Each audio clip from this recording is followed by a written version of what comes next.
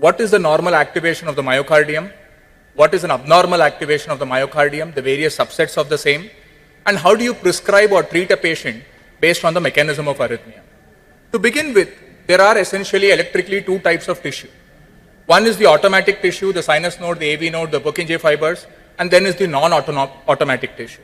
The non-automatic tissue is essentially tissue which has a IF current level much lower than the normal RMP of the cell membrane. So there is not anything called non-automatic tissue within the cardiac surface. It's actually tissue that has got a much lower resting membrane potential to cause the activation of the IF current. So automatic tissue, the sinus node, the AV node, all of them have got a leaky membrane, as a result of which their resting membrane potentials are always going to be elevated. There is no sodium channel that is left for activation, and as such it is your calcium channel that mediates your upstroke of the action potential. When you come to the so-called non-automatic tissue, because the resting membrane potential is at baseline low, the IF current is not activated, you do have an upstroke that is dependent on the sodium channels, followed by the IK potassium channels, ITO potassium channels, followed by the ICAL, IKR, and so on and so forth. The hierarchy of pacemaker function is essentially the sinus node, followed by the atrial cells, the AV node, the HPS, and the ventricle. In an essence, what happens with the sinus node, it overdrive suppresses everything else. Because that happens, you are able to get predominance or hierarchy of the sinus node over everything else. This is your normal automaticity. As we just discussed, you do have the upstroke delineated by the calcium current, followed by the downstroke. This is your automatic stuff. It is dependent on calcium influx and not dependent on sodium, as compared to the rest of the cells, which is essentially sodium influx and calcium independent. We shall come to it in a minute as to why this is important. Going on from there, the regulation of pacemaker function, regulation of the automaticity, is essentially a function of the maximum diastolic potential. The phase 4 slope determines how fast a particular cell can go, and this is determined by the parasympathetic and the sympathetic via their respective muscarinic and beta adrenergic receptors.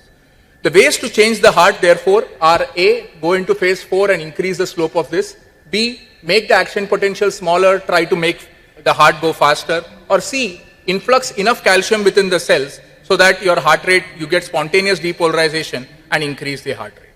So the types of disorders or the types of abnormalities that underlie an abnormal beat in the heart are disorders of impulse propagation and disorders of impulse formation. Disorders of impulse formation are essentially automaticity and triggered activity, whereas impulse propagation is basically re-entry. Automaticity is essentially a function where to generate an impulse spontaneously, there is no prior stimulation required.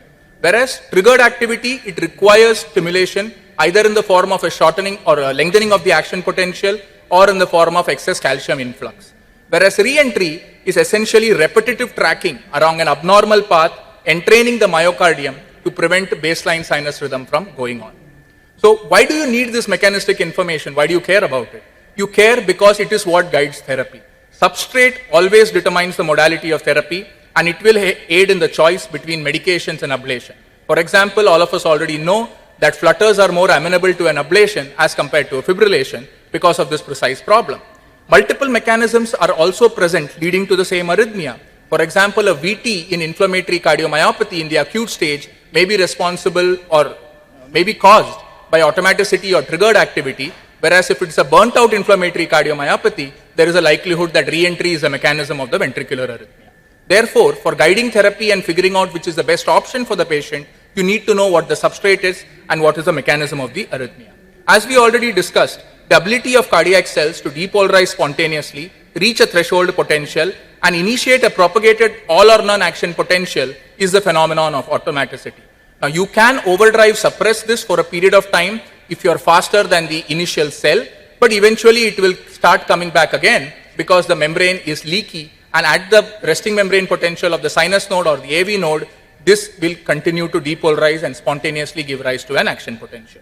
So the sinus node is not very easily overdrive suppressed, mainly because the depolarization is dependent on the ICAL calcium current and not on the sodium. Because the ICAL calcium current, the channels themselves are refractory for a longer period of time as compared to the sodium channels, you will not be very easily able to overdrive suppress the sinus node. Now, alterations in automaticity. Alterations in automaticity are of two types. One where the resting membrane potential is normal, one where the resting membrane potential is abnormal. Ones where resting membrane potential is normal is sinus bradycardia, sinus tachycardia, intrinsic disorders of the sinus node. You have fever which is going on, which is a state of excess sympathetic overactivity, or you have thyrotoxicosis, where the hormone thyroxine itself is responsible for these problems. However, you can get abnormal automaticity even with a leaky membrane.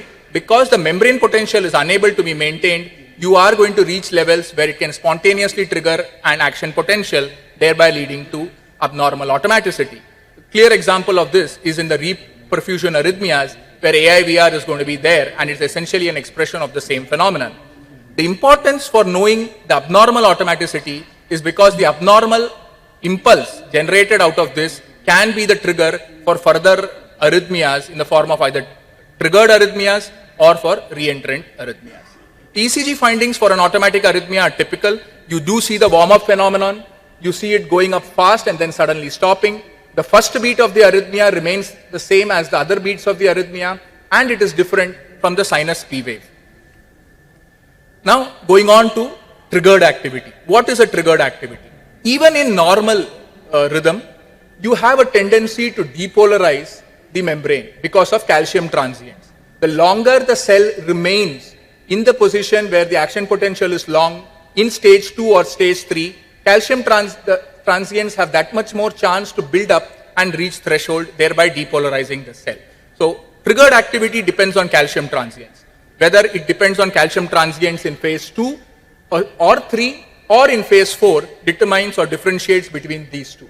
So, if you are having a long enough action potential where the transient is allowed to build up and reach threshold, it will depolarize the cell. So, the increase in the action potential duration will increase the chances of phase 2 or phase 3 after depolarization, thereby leading to triggered activity.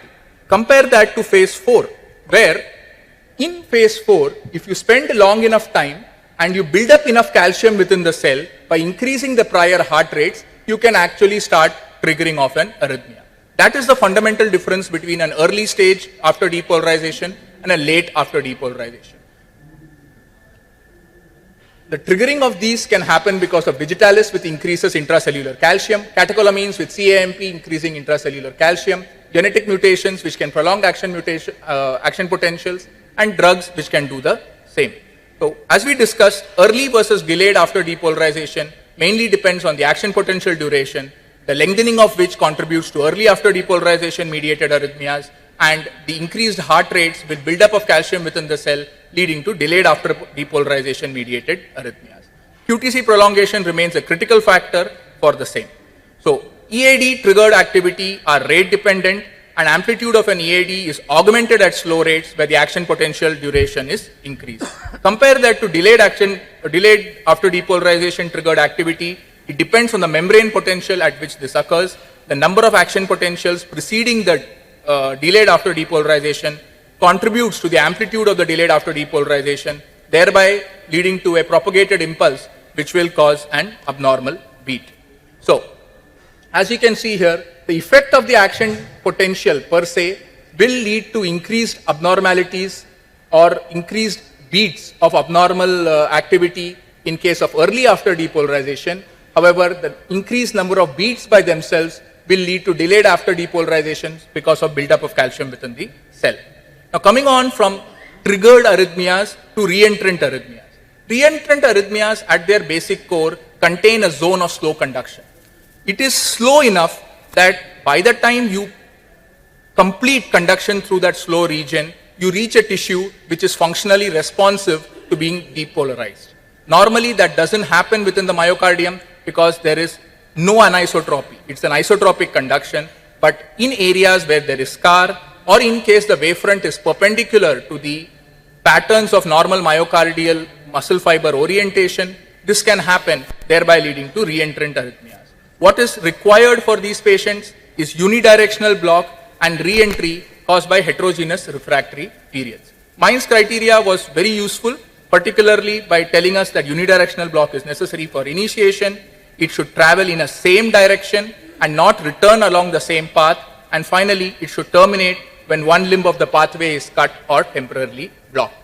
Now, there are two forms of re-entry. One where it is anatomical, depending upon two fixed obstacles, two scars separated by a zone of living tissue, which happens in myocardial infarction, which leads to these kind of signals while mapping in the diastolic corridor, suggesting a low conduction velocity in these regions. You can also have functional re-entry, where you can have a central scar around which a rotatory re-entry can occur, which in turn can then capture the myocardium. So what are the ECG characteristics of the same? It is usually sudden onset and offset. The first beat that may trigger re-entry can be premature, and if it's a atrial arrhythmia, the P wave is different from the first beat, and it is also different from the sinus itself. So, going on from atrial arrhythmias to using PVC coupling intervals to differentiate what is the mechanism of those PVCs. So if you look, the main three ones are the coupling interval of the PVC, the morphology of the PVC, and the change in the PVC coupling interval with heart rate. If all of it is same and there is change in heart rate, as we already know, it's triggered.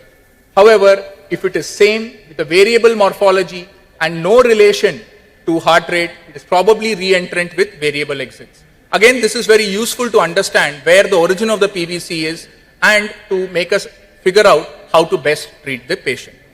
An extreme form of understanding re-entry is when re-entry is between two surfaces of the heart, the endocardium and the epicardium, owing to channel abnormalities or differences in action potential duration.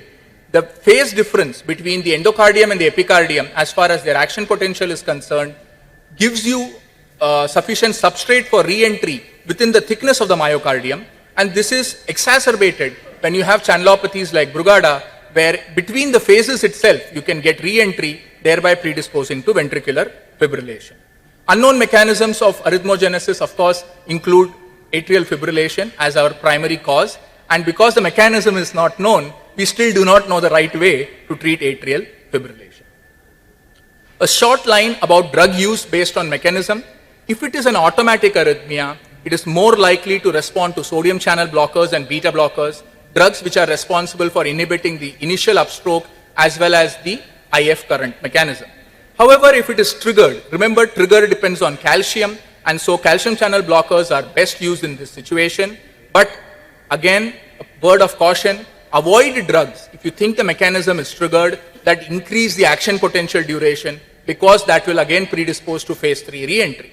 Finally, re-entrant arrhythmia, if it is present, the preferred modality of management should be an ablation, because there is a fixed substrate and drugs may not act very well. However, if drugs need to be given, it has to be the class 3 drugs and not the class 1 drugs, because the conduction velocity is lowered much more with a class 1 drug as compared to a class 3. So paradoxically, class 1 drugs can further increase re-entry as compared to a class 3 drug. In summary, therefore, automaticity is either normal or abnormal based on the resting membrane potential. A triggered abnormality is coupled to the previous beats and is mainly driven by calcium transients. APD prolongation predisposes to early after depolarization mediated abnormal beats, whereas in delayed after depolarization, it's the calcium overload within phase 4. Re-entry at its core contains a zone of slow conduction. It could either be anatomical or functional, and the critical point in re-entry is to avoid doing anything, including an ablation which is incomplete, to cause slowing of the myocardium and therefore the conduction velocity in this situation. Thank you for your patient hearing.